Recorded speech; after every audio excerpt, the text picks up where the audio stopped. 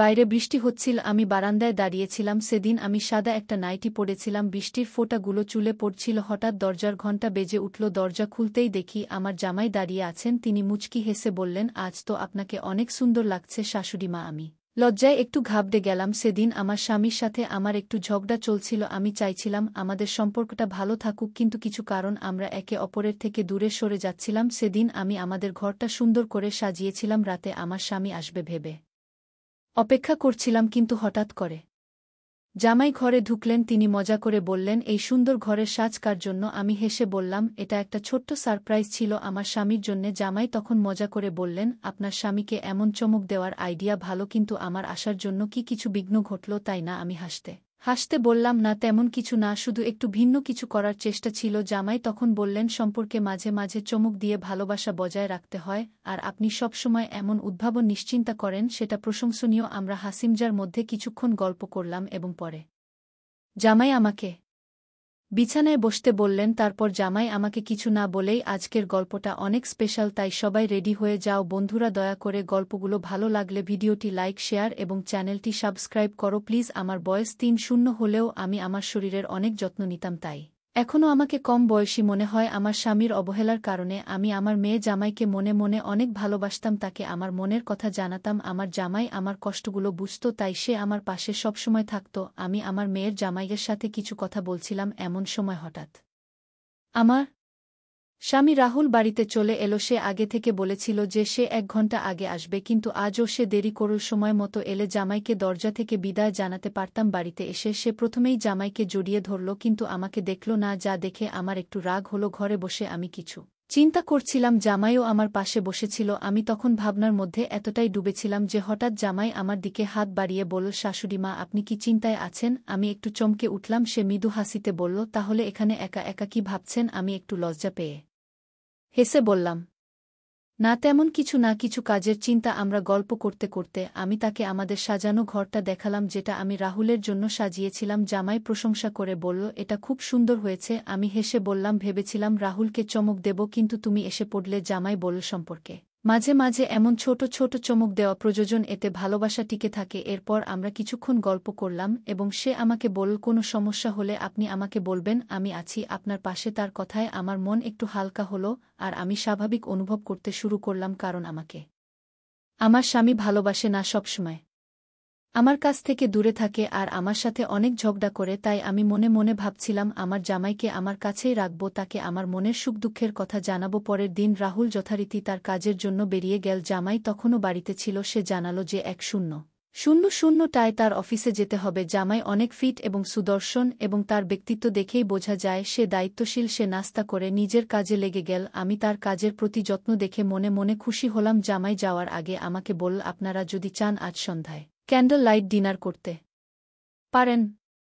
গতকাল আমি সময় এসে আপনাদের পরিকল্পনায় ব্যাঘাত ঘটিয়েছিলাম। আজ আমি দেরিতে ফিরব, আপনারা নিজেদের মতো সময় পারেন। আমি হাসি দিয়ে তার কথা মেনে নিলাম, আর মনে মনে ভাবলাম সম্পর্কগুলো কত সুন্দরভাবে পরিপূর্ণ হতে পারে যদি আমরা একটু যত্নশীল হই। রাহুল সারাদিন আমার সাথে খুব একটা কথা বলেনি, যদিও আমি বিকেলে তার জন্য ডিনার রেডি করেছিলাম। সন্ধ্যায় যখন সে বাড়িতে এলো, তাকে কিছুটা ক্লান্ত দেখাচ্ছিল। আমরা একসাথে ডিনার করলাম, কিন্তু আমি তাকে কোনো কিছুতে চাপ দিইনি, কারণ তাকে দেখেই মনে হচ্ছিল খুব পরিশ্রান্ত। আসলে রাহুল আমার বামি এবং আমাদের জীবনের সময় কাটানোর আরও অনেক সুযোগ আসবে, তাই সেদিন তাকে আর কিছু না বলে শান্তিতে ঘুমাতে দিলাম। রাতে যখন সে ঘুমিয়ে পড়ল, আমি কিচেন পরিষ্কার করতে লাগলাম। তখন প্রায় রাত ১০টা বেজে গেছে এবং আমি আমার নীল গাউন পরেছিলাম। আমার জামাই তখনও বাড়ি ফেরেনি। আমি ভাবছিলাম তাকে ফোন দেব কিনা। ঠিক তখনই দরজা খুলে গেল এবং সে বাড়িতে ঢুকল। আমি তাকে জিজ্ঞেস করলাম, তুমি কি খেয়েছ? সে জানালো, হ্যাঁ, সে বাইরে খেয়েছে। কিছুক্ষণ পর সে নিজের ঘরে চলে গেল, আর আমি আমার ঘরে ফিরে গেলাম। আমি শুয়ে শুয়ে আমার জামাইয়ের কথা ভাবছিলাম। এইভাবেই দিনগুলো কেটে যাচ্ছিল।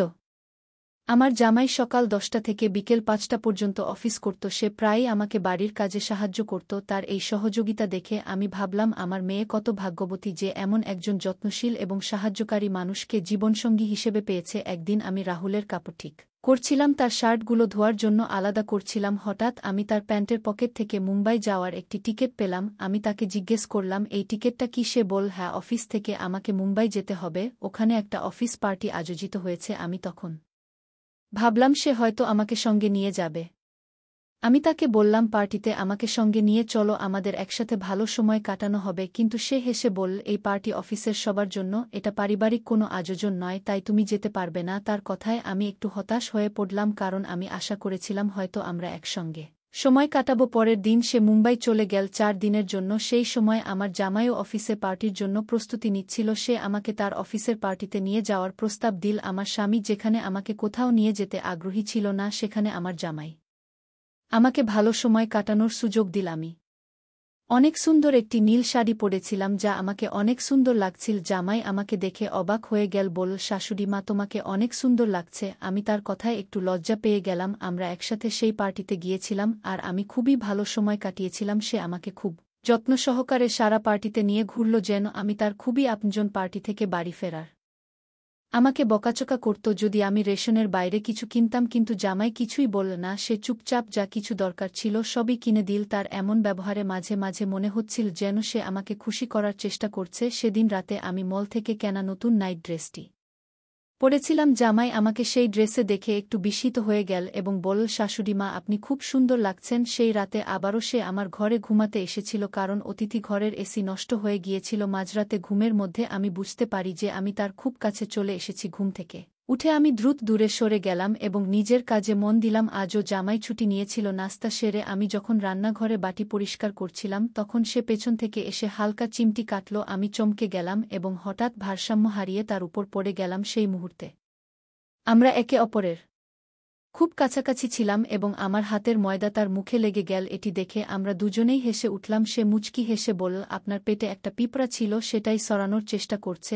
আমরা কিছুক্ষণ হেসে নিলাম, তারপর আবার নিজের কাজে ফিরে গেলাম, কিন্তু তার দয়া ও যত্ন আমার মনের মধ্যে রয়ে গেল। সেদিন থেকে আমি ভাবতে শুরু করলাম, যদিও আমার স্বামী আমাকে প্রায় উপেক্ষা করত, জামাই কিন্তু সবসময় আমার খেয়াল রাখত। তার বয়স আমার স্বামীর চেয়ে একটু কম হলেও সে অনেক বেশি যত্নবান এবং স্মার্ট ছিল। সে আমাকে একদিন বলেছিল কোনো নারীর কিভাবে যত্ন নিতে হয় তা আমি ভালোই জানি। রাতে রাহুল বাড়ি ফিরে আসে এবং আমি নতুন নাইট ড্রেস পরেছিলাম। রাহুল অবাক হয়ে আমাকে জিজ্ঞাসা করল এই ড্রেস কোথা থেকে এলো। আমি তাকে বললাম আমি কিছু টাকা জমিয়েছিলাম, তাই নিজের জন্য এই ড্রেস কিনেছি। সে সন্দেহের চোখে আমাকে দেখল, কিন্তু আমি তার সন্দেহের কোনো গুরুত্ব দিলাম না। যিনি নিজের স্ত্রীর যত্ন নেন না, তার দৃষ্টিভঙ্গি নিয়ে ভাবার প্রয়োজনও নেই। আমার মনে হচ্ছিল আমার যত্ন করার মানুষ হয়তো দায়িত্ব নিয়ে নেই, কিন্তু জামাই আমাকে সবসময় সম্মান দিয়ে দেখেছে। তার আচরণে বুঝতে পেরেছি সে আমাকে সঠিকভাবে দেখভাল করতে পারে। আমি তখন বুঝে গিয়েছিলাম এই সম্পর্কের যত্ন করতে হবে যাতে এর সৌন্দর্য বজায় থাকে। সেই দিন থেকে আমি একটু রাহুলের কাছ থেকে দূরত্ব রাখার চেষ্টা করছিলাম। পরের দিন রাহুল এবং জামাই দুজনেই নিজেদের সময় মতো অফিসে চলে গেল। আমি কিচেনে কাজ করতে করতে ভাবছিলাম আমি কি ভুল করছি, জামাইদের প্রতি আমার আকর্ষণ কি আমার স্বামী রাহুলের প্রতি অন্যায়। এই ভাবনার সঙ্গে আমি একটি পরীক্ষা নেওয়ার সিদ্ধান্ত নিলাম। আমি এবং জামাইকে একটি মেসেজ পাঠালাম, আমার শরীর খুব খারাপ লাগছে, দরজা খোলা আছে, আমি আমার ঘরে বিশ্রাম নিচ্ছি। মেসেজ পাঠানোর কিছুক্ষণ পর জামাই দ্রুত বাড়ি চলে এলো। ঘরে ঢুকেই সে আমার ঘরে এসে আমার অবস্থা দেখতে লাগল। তার মুখে চিন্তার ভাব স্পষ্ট ছিল। আমি তখন হেসে উঠলাম। জামাই কিছুটা অবাক হয়ে বলল এটা মজা করার সময় নয়, আপনি বললেন আপনার শরীর খারাপ। আমি তো খুব চিন্তিত হয়ে পড়েছিলাম, আসলে কি হয়েছে। আমি তখন তার হাত ধরলাম এবং বললাম আমার কিছু হয়নি, আমি একদম ঠিক আছি। আমি শুধু পরীক্ষা করতে চেয়েছিলাম কে বেশি আমার যত্ন নেয়। তুমি আজ এই পরীক্ষায় পাশ করলে। জামাই আমার কথা বুঝে হালকা হেসে ফেল। আমরা ধীরে ধীরে কাছাকাছি আসতে লাগলাম, কিন্তু ঠিক তখনই রাহুল ঘরে ঢুকে পড়ল। আমাদের একসঙ্গে দেখে তার চোখ বিস্ময়ে বড় হয়ে গেল। সে দ্রুত এগিয়ে এসে আমাকে জামাই থেকে দূরে সরিয়ে দিল এবং অবাক হয়ে জিজ্ঞাসা করল এটা কি হচ্ছে, তুমি কি তোমার জামাইয়ের সঙ্গে এভাবে থাকতে পারো। রাহুল খুব রেগে গিয়ে বলল তুমি একবারও আমার কথা ভাবনি, তোমার কি একটু খেয়াল হয়নি যে তুমি কি করছো। আমি শান্তভাবে উত্তর দিলাম না রাহুল, যখন তুমি তানিয়ার সঙ্গে থাকো তখন কি তোমার মনে একবারও আমার কথা আসে। আজ আমি জানতাম তুমি আমার কোনো খবর নেবে না, তাই ইচ্ছে করে তোমাকে দম্পতির মতো তোলা আমার আর জামাইয়ের একটা সেলফি পাঠিও এছিলাম। মেসেজেও ইচ্ছে করে লিখেছিলাম আমি তার সঙ্গে ভালো সম্পর্ক তৈরি করছি। রাহুল অবাক হয়ে বলল তানিয়া তুমি কি এসব বকছো কেন। তখন আমি তার মিথ্যার সব প্রমাণ তুলে ধরলাম, ওর এবং তানিয়ার ছবিগুলো দেখালাম। আমি তার সম্পর্কের সবকিছু আগে থেকেই জানতাম, কিন্তু এতদিন নিজের দাম্পত্য জীবনের জন্য চুপ ছিলাম। আমি ধৈর্য ধরে বললাম অফিসের মিটিং এর নামে তুমি বাইরে গিয়ে তানিয়ার সঙ্গে সময় কাটাও, তার জন্য অনেক খরচ করো, অথচ আমি যখন ছোট্ট কিছু চাই তখনই তোমার মুখে শুধু খরচের কথা শোনা যায়। আমার সব অভিযোগ শুনে রাহুল হতবাক হয়ে গিয়েছিল। আমি আরও বললাম আমি এতদিন চুপ থেকেছি, ভাবছিলাম হয়তো আমারই কোথাও ভুল ছিল, কিন্তু তোমার আসল রূপটা জামাই আমাকে দেখিয়েছে। যখন আমি ভেঙে পড়ছিলাম সেই সময় জামাই আমাকে সাহস জুগিয়েছে। রাহুল কিছু বলার চেষ্টা করছিল, কিন্তু আমি বললাম, তুমি যে সন্দেহ নিয়ে আমাদের দেখছ তা দূর করে একবার নিজের দিকে তাকাও। তুমি যা করেছ তারপরেও তোমার কি মনে হয় তুমি সঠিক? তুমি যদি ভাবো তোমার ভুল নেই, তাহলে আমার আজ জামাইয়ের মধ্যে কোনো ভুল নেই। জামাই আর আমার মধ্যে কিছুই ভুল হয়নি। আসলে আমরা দুজনে মিলে তোমাকে একটা শিক্ষা দিতে চেয়েছিলাম, আর আজ তুমি যা দেখেছ সেটাও সেই নাটকেরই অংশ ছিল। যদি তুমি আমাকে অন্য কারো সঙ্গে দেখে কষ্ট পাও, তাহলে ভাবো আমি কিভাবে তোমাকে অন্য মেয়ের সঙ্গে মেনে নিতে পারি। এবার রাহুল মাথা নিচু করে দাঁড়িয়ে রইল। আমি আমার ব্যাগ তুলে নিলাম এবং বাড়ি ছেড়ে যাওয়ার সিদ্ধান্ত নিলাম, কারণ আর কিছুই মেনে নিতে পারছিলাম না। কিন্তু সেই মুহূর্তে রাহুল আমার হাত ধরে আমাকে থামিয়ে দিল। সে ক্ষমা চাইল।